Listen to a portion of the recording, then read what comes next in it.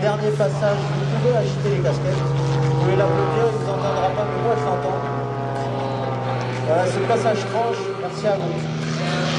Alors, merci mon capitaine, merci Alice d'avoir animé cette belle démonstration. Patrouille de France.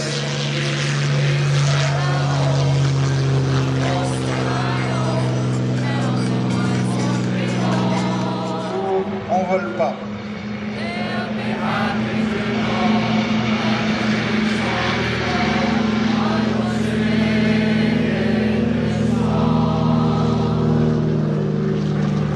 On fait décoller les deux DC-3 du prochain plateau.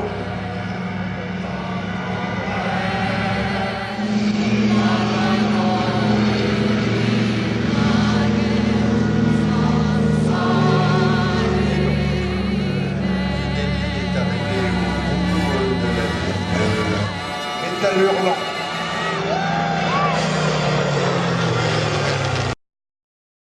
Sur la France, après être passé par la Belgique, la Hollande, et à l'été 40, après la signature de l'armistice française, ne restait plus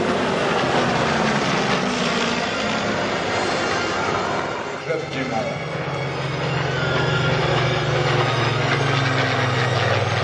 En militaire, c'était un nom magique.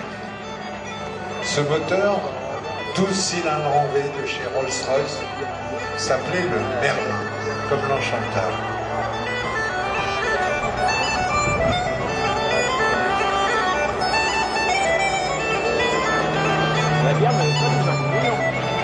Commande de Hurricane,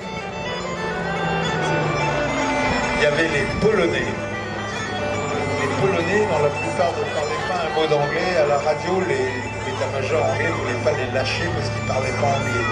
Puis un beau jour, un peu par hasard, un squadron de Polonais s'est trouvé face à des formations allemandes et ils ont les faire à leur manière. Et les Polonais volaient sur Hurricane. Vous voyez cette étrange décoration du dessous de l'avion, alterné blanc et noir. C'était pour mieux reconnaître les avions dans le ciel. En combat aérien, quand on voyait un avion avec une aile blanche et une aile noire, certains d'entre eux savaient à peine piloter, on va le dire comme ça. Ils étaient capables de décoller et poser un Hurricane ou un Spitfire. Vous savez, l'été 1940 avait ouvert la voie à la suite des opérations. Tout à l'heure, on ira dans le Pacifique pour voir naître l'effort de guerre américain. Et donc, comme vous ne l'ignorez pas, parce que si vous l'ignorez, c'est que vous n'avez pas regardé la télé depuis 8 jours, comme vous ne l'ignorez pas, alors que ce sont deux types d'avions qui ont véritablement marqué cette période. Vous avez d'une part les deux bimoteurs, les DC-3, qui selon lui avaient permis de gagner la guerre. Les hostilités, le DC-3, c'est étrange d'ailleurs, parce qu'il y a un personnage dont on reparlera tout à l'heure, qui était le grand patron du débarquement en Normandie, Eisenhower, le général Eisenhower. Après la guerre, il avait fait une espèce d'hommage à l'industrie américaine en disant c'est grâce à certains instruments, objets, machines que nous avons gagné la guerre. Et belle la formation, magnifique.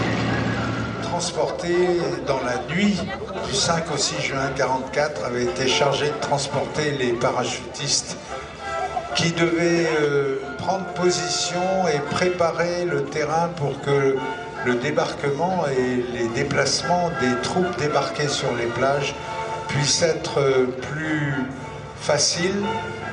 Voici donc en dégagement vers notre gauche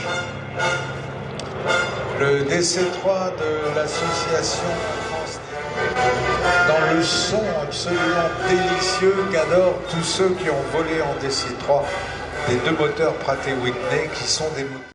Les DC-3 ont été récupérés pour inventer le transport aérien mondial. J'en sais quelque chose personnellement puisque mon papa était parti au nom d'Air France récupérer une première rasade de 12 DC-3 en Arizona, à Tucson, et il s'était retrouvé sur un aérodrome où il y en avait 400 qui étaient alignés. Et le type, le gardien de l'aérodrome en question, leur avait dit, ils étaient venus avec un bon pour 12 DC-3 signé par l'attaché commercial. 12 DC-3 parmi les 400 qui étaient là. De nouveau, retour de face avec un peu de pied. Et c'est magnifique, c'est un quasi-renversement en DC-3. Et au roulage, donc, Gabriel, mais qui avec seulement 65 chevaux était en plus très économique. Et la firme Piper, la firme dirigée par William Piper, avait... Vas-y, dis, Chalère d'un bon avion. Oh, la classe, le drapeau français à la fenêtre. Ça, c'est... Donc, Chalère facile de la faire, mais fallait... Le Piper Cub, dans la deuxième moitié des années 30, avait permis d'apprendre à piloter à des dizaines de milliers de gens qui savaient qu'ils voulaient voler, mais qui avaient que des moyens limités. Et puis la guerre est venue et on a découvert que le Piper Cub était un phare.